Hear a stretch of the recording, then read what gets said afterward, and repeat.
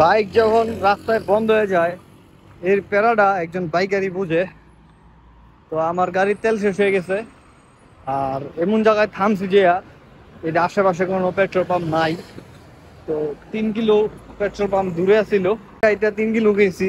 3 kilo যাইয়া, তো Saudi আরবে এরকম নিয়ম নাই যে এভাবে পেট্রোল দেওয়ার। তো এই যে আমি 1 লিটার তেল আর কি নিয়ে আসছি। অনেক রিকোয়েস্ট করে, ভাই আমি কাজ নাই, এটা নাই ওইটা নাই, মানে যেভাবে পাচ্ছি মলম মারছি।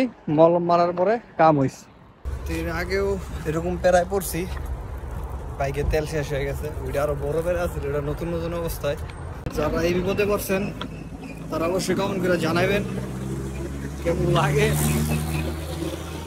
আমাদের বাংলাদেশে তো চিপা চাপায় দোকান থাকে পেট্রোল বেচার, এই জায়গায় এরকম দোকান নাই। এই জায়গায় সব পাম্প ছাড়া কোনো এরকম লোকাল দোকান নাই।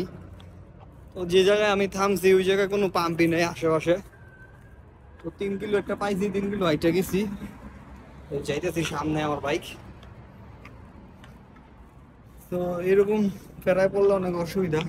তো সৌদি আরবের মাধ্যমে যারা আসছেন, সৌদি আরবে যারা বাইক দিয়ে ডেলিভারি করেন, তারা অবশ্যই প্রতিদিন তার আগে অবশ্যই বাইকের ট্যাঙ্কিটা একটু চেক করে নেবেন, কারণ কখন এই দুর্ঘটনা ঘটে কোনো ঠিক ঠিকানা নাই।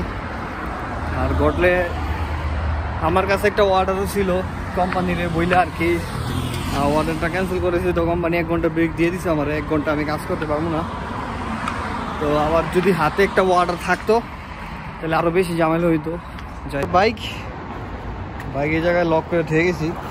এই যে তেল রাস্তার মেইন রোড থেকে ভিতরে একটু রেখে গেছি যাতে সমস্যা না হয়।